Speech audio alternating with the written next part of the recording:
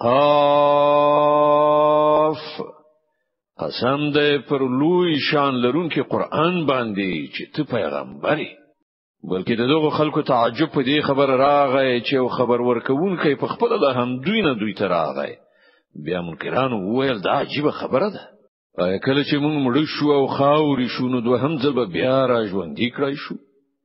دا بیرته راګرځېدل خو له پوهې لري دي بشکه په داسې حال کې چې زمکه د دوی د وجود نه کموي هغه ټول زموږ په علم کې دي او موږ سره یو کتاب دی چې هر څه پکې محفوظ دي بلکې دوی ته خو چې کله حق راغی په همغه وخت کې هغه په کار دروغ وګڼ له همدې عمله دوی اوس په کړکېچ کې نه ختي دي خنو دوی هیڅ کله د ځان له پاسه اسمان ته نه دي کتلي په څه ډول موږ هغه جوړ او سنگار کړ او په هغه کې هیڅ درز نشته او موږ زمکه وغوړول او په هغه کې مو غرونه خخ کړل او په هغه کې مو هر راز کې راز خایستنه باتات زرغونه کړل دغه ټول شیان سترګې غړون کی او درس ورکون کی دي د هر هغه بنده لپاره چې د حق خواته رجوع کوون کوي او موږ له اسمانه برکتناکي وبو نازل کړي بیا مو په هغو سره باغونه او د کښتونو غلي او د حسکو دنګ خرما ونه پیدا کړي چې د هغو میوونه ډک وږي یو د بل د پاسه پراتی وي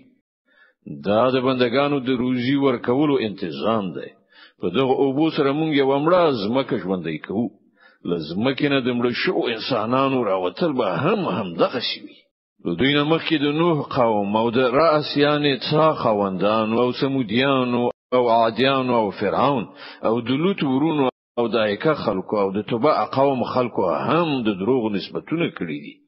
هر یو پیغمبران دروغ جن ګڼلي دي او په پای کې زما د عذاب وعده پر هغه تطبیق شو آیا د لومړي ځل پیدا کولو نه موږ عاجز وو خو د یو نوي پیدایښت له پلوه دغه خلک په شک کې ورزيدلي دي موږ انسان پیدا کړی دی او ان د هغه په زړه کې را پیدا کیدونکو وسوسو باندې موږ پوهیږو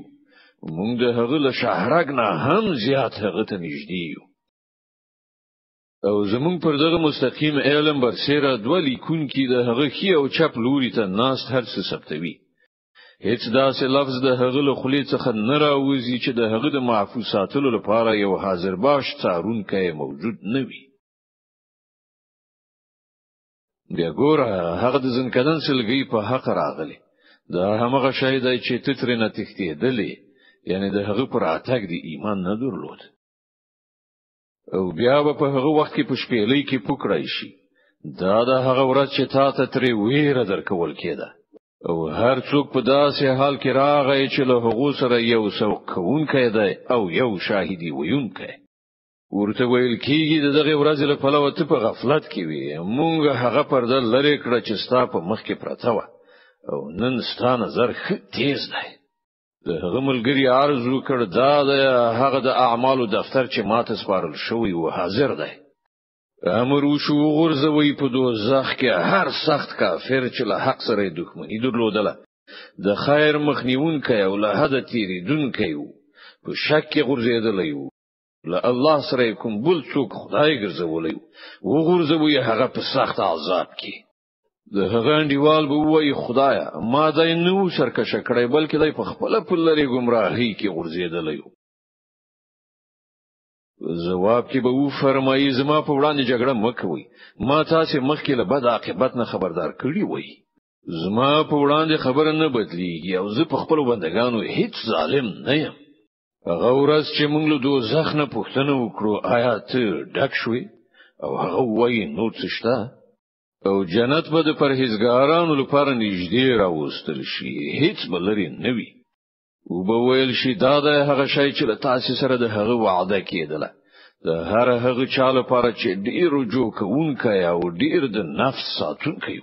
هغه چې د نالیدلی رحمان خدای نه ویریده او هغه چې له رجوع کوونکی زړه سره راغلی دی جنت ته سلامتیا سره ننوځي هغه ورځ به د ابدي ژوند نه ورځ وي البته به د هغو لپاره هر هغه څه وی چې هغه وغواړي او موږ سره لدينا هم زیات څه د هغو لپاره شته موږ له دوی نه مخکې ډیر داسې قومونه هلاک کړي دي چې له دوی نه ډیر زیات زورورو او د نړۍ هیوادونه لټولي او تصرفات پکې کړي آیا هغوی کوم پناه ځای وموندلی شو؟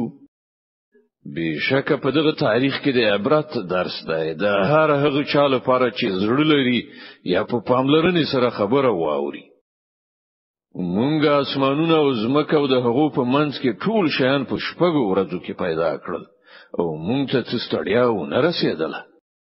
نو ای پیغمبره دغه خلک چې کومې خبرې جوړوي پر هغو صبر وکړه